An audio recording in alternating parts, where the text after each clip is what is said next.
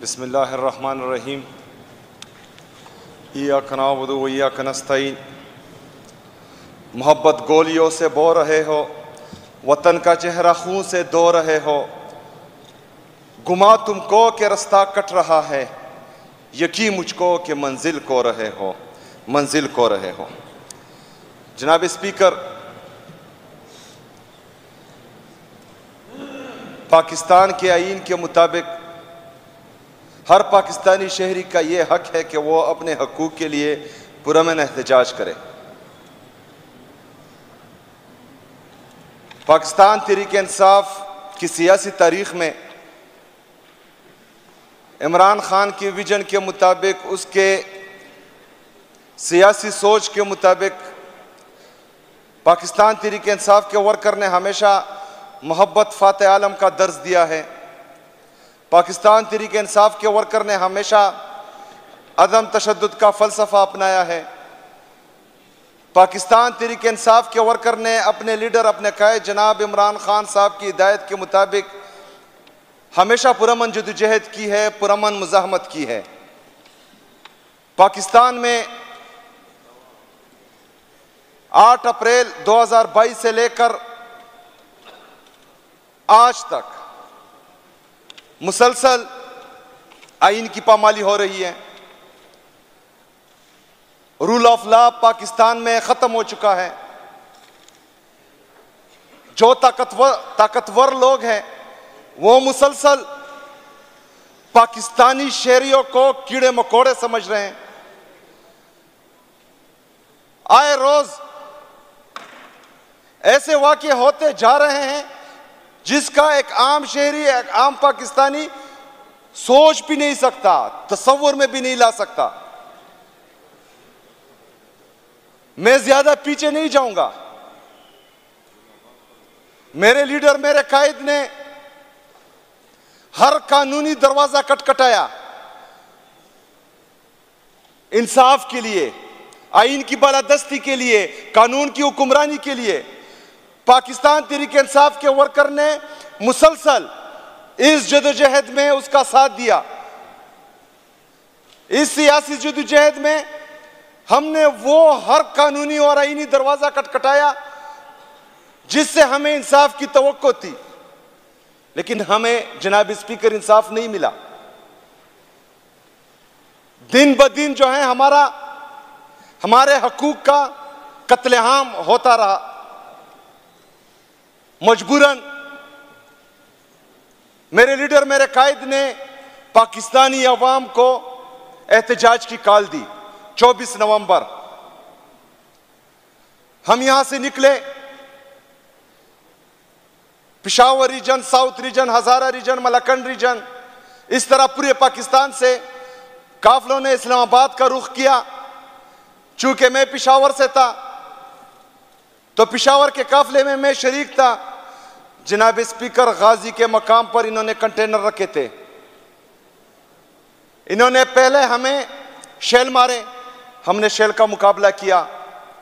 जब हम शेल से ना रुके, इन्होंने रबर बुलेट्स मारी, हम उससे भी नहीं रुके। इन्होंने फिर हम पर स्टंट ग्रेनेड फेंके।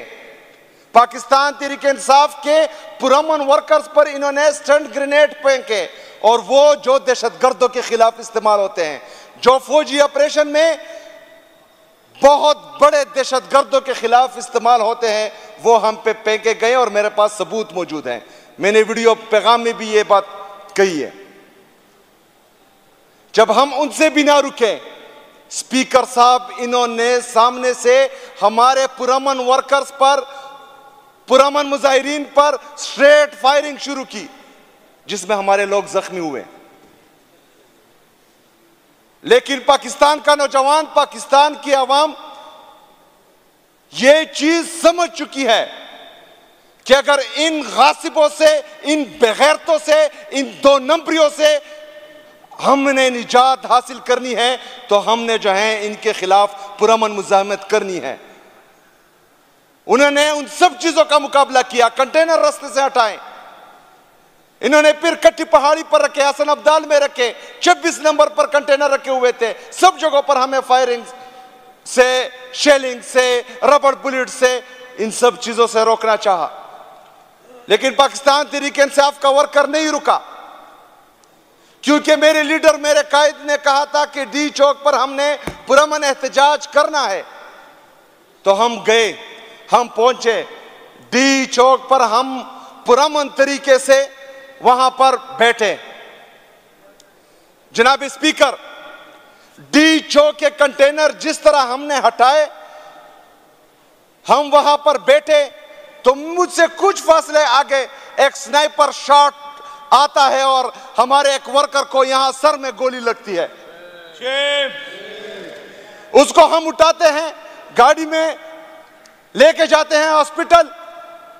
कुछ सेकंड बाद, 10 या 15 सेकंड बाद दूसरे हमारे वर्कर को गोली लगती है, यहां पर माथे पर गोली लगती है। स्पीकर साहब, क्या कसूर था उनका? किसको मार रहे थे ये? कौन थे वो? क्या मुजाहिरीन पाकिस्तानी नहीं थे, या फिर गोली चलाने वाले यहूदियों की औलाद थे? दोनों पाकिस्तानी थे। लेकिन इतना बुग़्ज़ क्यों, इतनी अना क्यों, इतनी नफरत क्यों? किस चीज के लिए वो जा रहे थे? मुजाहिरीन वहां अपने हकूक के लिए, उनके मुतालबात क्या थे कि हमारे जो नाहक कैदी हैं उनको रिहाई, हमारे लीडर, हमारे कायद को जाली केसेस में 1.5 साल से कैदोबंद में रखा गया है, उसकी आजादी, वो भी आईनी और कानूनी दायरेकार में रहकर। गलत डिमांड नहीं थी। दूसरा मुतालबा क्या था? मैंडेट की वापसी। 8 फरवरी को जो इन्होंने पाकिस्तानी अवाम के मैंडेट पर डाका डाला था, उस मैंडेट की वापसी। तीसरा मुतालबा कि आजाद अदलिया की बहाली। स्पीकर साहब, मैं फ्लोर ऑफ द हाउस अपनी अपोजिशन से, आपसे, यहां के हर एक मेंबर से यह पूछता हूं कि इन मुतालबात में नाजायज मुतालबा मुझे बता दे, कौन सा नाजायज मुतालबा हम कर रहे थे? लेकिन ये जो इस रियासत पर काबिज दहशतगर्द हैं, ये आदमखोर बन चुके हैं। इन्होंने लाल मस्जिद किया, इन्होंने सानिया मॉडल टाउन किया, इनकी तारीख भरी पड़ी है। ये खून के प्यासे हो चुके हैं। जब तक ये अपनी आवाम का खून ना चूसे, इनको चैन नहीं आता। बेगैरत बन गए। क्यों? क्योंकि ये अपने आप को आईन और कानून से बालातर समझ रहे हैं। क्योंकि इस पाकिस्तान में इंसाफ का निजाम तबाह और बर्बाद हो चुका है। जो जितना ताकतवर है, उसकी जो मर्जी है वो पाकिस्तान में करे, कोई पूछने वाला ही नहीं। जनाब स्पीकर, इसके बाद रात के 8:15 हम डी चौक में मौजूद थे। एक साथ इन्होंने 500 से ज्यादा शेल हम पर फेंके, सारी तरफ धुआं ही धुआं। हम एक कदम के फासले पर एक दूसरे को नहीं देख पा रहे थे। इस वक्त इन्होंने अंधाधुंध फायरिंग शुरू की। किसी को कुछ पता नहीं चल रहा था कि क्या होने जा रहा है, क्या हो रहा है, कितने लोग मरे हैं, कौन गोली चला रहा है, कौन मर रहा है, बच्चा है, जवान है, बूढ़ा है, औरत है, कुछ पता नहीं चल रहा था। जनाब स्पीकर, हम वहां से आगे गए, थोड़े से पीछे हटे, ये आगे भी आए। हमारा जो मरकजी कंटेनर था उसको इन्होंने आग लगा दी। ऊपर जो बिल्डिंग्स में इन्होंने स्नाइपर वाले बिठाए हुए थे, वो सीधी गोलियां चला रहे थे हमारे कारकुनों पर। इनका इरादा हमें रोकना नहीं था, इनका इरादा हमें डराना नहीं था।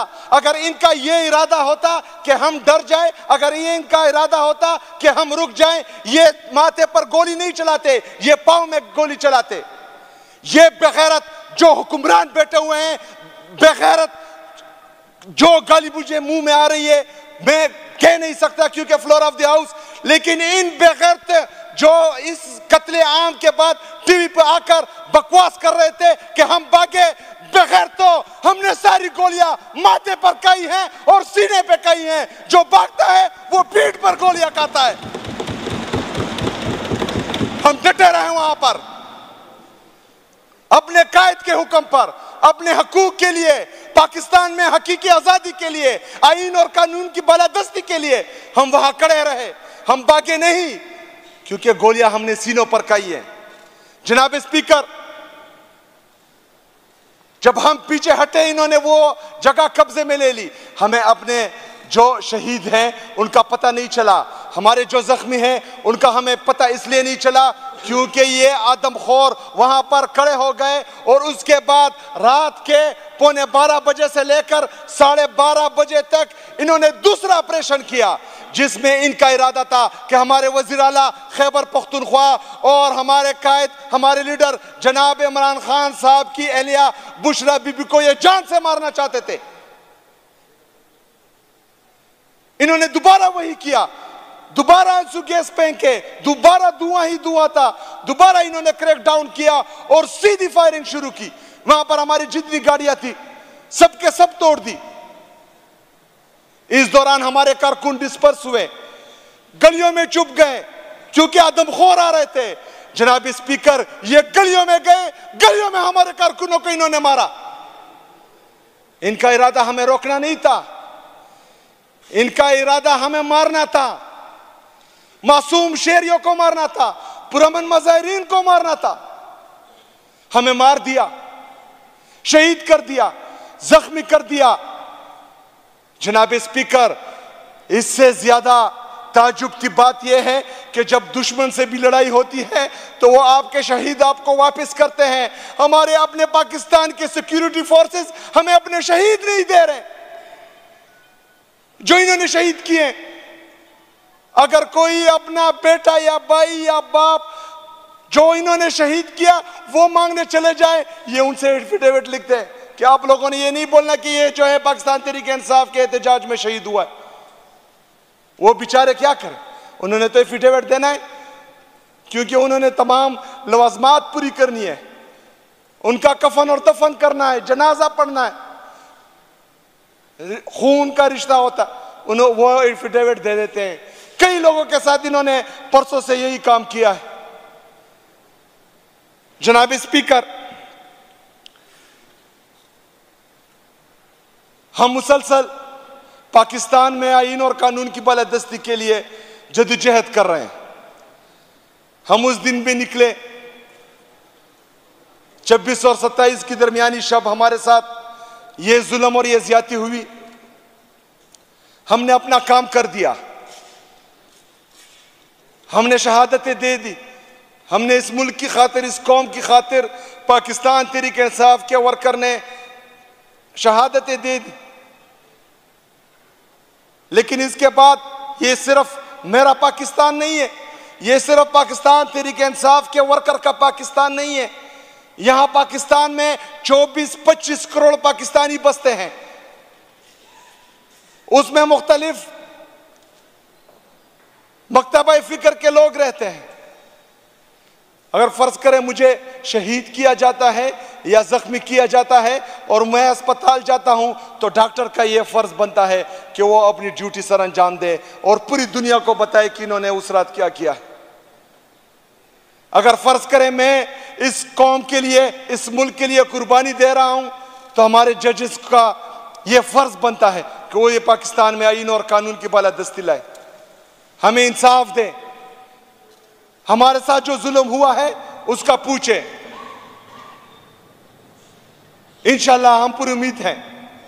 अगर ये सोचते हैं कि बंदूक की जोर पर हमारे मुंह बंद कर देंगे या हमें रोक देंगे तो हमारा जोश, हमारा जज्बा, हमारा जुनून मजीद बढ़ गया है। इंशाल्लाह हम दोबारा आएंगे और दोबारा एहतजाज करेंगे इंशाल्लाह ताला।